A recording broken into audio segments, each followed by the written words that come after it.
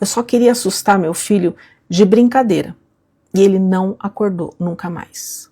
Eu só queria dar o troco em uma brincadeira que meu filho fazia comigo desde pequeno.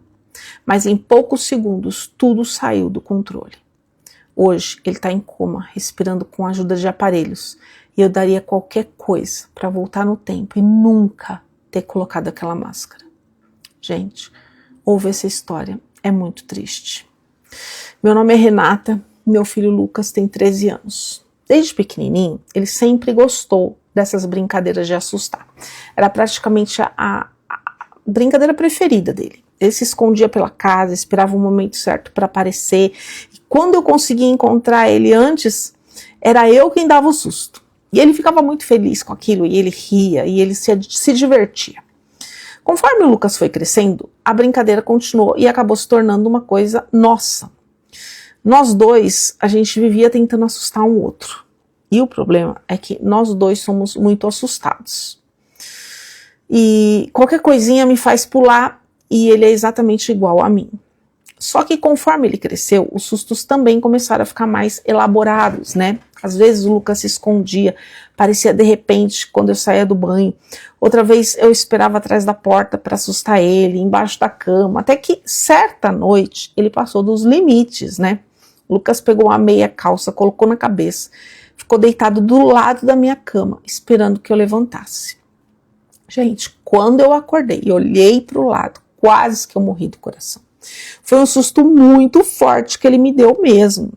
Depois que eu percebi que era ele, eu falei, você me paga, eu ainda vou me vingar desse susto. Ele ria assim muito, muito, muito. E eu realmente resolvi me vingar. Comprei uma daquelas máscaras bem assustadoras, sabe? Comecei a pensar no momento perfeito para usar ela. A minha ideia era esperar o Lucas chegar da escola. Ele tinha uma rotina praticamente igual todos os dias. Chegava da escola e ia direto tomar banho. Naquele dia, quando eu percebi que ele estava chegando, eu deixei a casa toda apagada. Eu queria que ele pensasse que eu não estava em casa, né? E o Lucas entrou e, como sempre, ele foi direto para o banho. Enquanto ele tomava banho, eu coloquei a máscara e fui me esconder na cozinha. Na nossa casa existe um corredor comprido que vai do banheiro até a cozinha. Eu sabia que depois do banho provavelmente ele ia até a geladeira, né? Aí eu pensei em tudo. E eu tramando tudo, assim, rindo muito. Como a cozinha estava escura, ele não conseguia me enxergar. Mas assim que ele abrisse a geladeira e a luz acendesse, ia dar de cara comigo usando aquela máscara. Aí eu falei, nossa, ele vai morrer de susto. Fiquei esperando. Até que eu ouvi os passos dele pelo corredor. E o Lucas entrou na cozinha e foi direto até a geladeira. Quando ele abriu a porta e a luz acendeu, eu apareci com a máscara assim na cara dele. Ele olhou para mim e deu um grito muito alto. Logo depois ele caiu no chão. Naquele primeiro instante eu comecei a rir muito. E eu pensei, finalmente consegui assustar você de verdade. Só que o Lucas não levantou, gente. Quando ele caiu, ele bateu a cabeça na quina de uma mesinha que nós temos. Como a casa ainda estava praticamente toda escura, eu não consegui entender imediatamente o que tinha acontecido. E por alguns segundos eu ainda pensei que ele estivesse tentando se vingar, tentando me assustar de volta no mesmo momento. Eu achei que ele estivesse, fingindo ter desmaiado, só para me dar aquele sustão, que ele fazia isso também. E eu continuei rindo e esperando ele levantar. Só que o Lucas não levantava. De repente eu percebi que estava tudo silencioso demais. Foi quando alguma coisa dentro de mim disse que aquilo não era brincadeira. Não era mais brincadeira. Corri para acender a luz. Quando eu olhei para o chão eu vi sangue. Gente, que sensação. Meu filho estava caído. E apresentava movimentos que me deixavam assim desesperado. Os olhos dele estavam virando, ele estava tendo uma convulsão. Eu entrei em desespero, eu falei, meu Deus, eu matei meu filho. Eu peguei meu filho, coloquei no carro e corri para o hospital. Eu só queria pensar, meu Deus, o que eu fiz? Eu só conseguia pensar isso, eu só conseguia pensar o que eu tinha feito, Quando nós chegamos, o Lucas foi atendido imediatamente. Depois eu recebi uma das notícias mais assustadoras que uma mãe pode receber. Segundo o que me explicaram no hospital, a situação dele era grave e seria necessário manter ele em coma com suporte de aparelhos. Gente, eu não estava acreditando naquilo.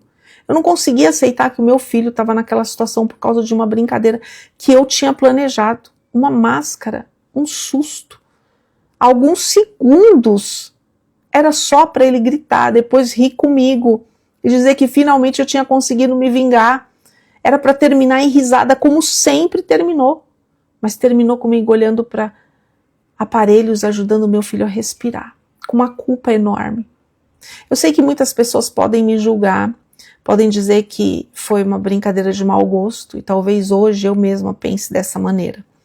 Mas naquele momento eu jamais imaginei que uma brincadeira que a gente fazia desde que ele era pequenininho pudesse terminar dessa forma. Hoje eu me sinto a pessoa mais culpada do mundo assim. Eu não vivo. O Lucas continua respirando com a ajuda de aparelhos. Os médicos ainda não sabem me dizer exatamente quando ou como ele vai poder acordar. A cada dia que passa eu sinto que uma parte de mim vai indo embora.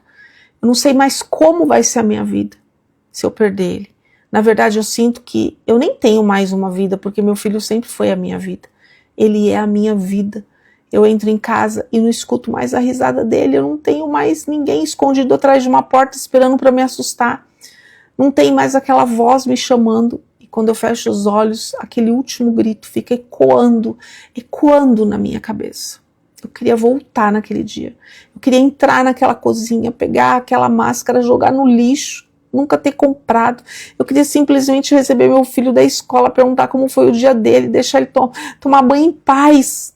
Mas eu não posso voltar no tempo. Agora tudo que eu posso fazer é ficar ao lado dele e esperar. Eu estou contando essa história como um desabafo e também para mostrar como algo que parece uma brincadeira tão simples pode sair completamente do controle. A gente nunca sabe o que pode acontecer no segundo seguinte da nossa vida. E existe uma pergunta que eu tenho medo até de pronunciar. E se ele não acordar? Eu não sei o que vai ser de mim. Não sei se algum dia eu conseguiria me perdoar se ele não acordar. Mas agora eu quero saber a opinião de vocês. Vocês acham que essa mãe deve carregar essa culpa pelo resto da vida? Ou vocês entendem que foi uma fatalidade durante uma brincadeira que mãe e filho fazem há anos? O que vocês diriam para ela se vocês pudessem conversar com essa mãe hoje? Se você tem uma história, manda para mim pelas mensagens que eu conto aqui. Deixa o seu comentário. É muito importante para ela. E eu quero muito ver o comentário de vocês. E me segue se você ainda não me segue. Aqui tem muitas histórias boas. E se você tem a sua, pode mandar para mim que eu conto. Compartilha, tá? Um beijo no teu coração. Deus te abençoe.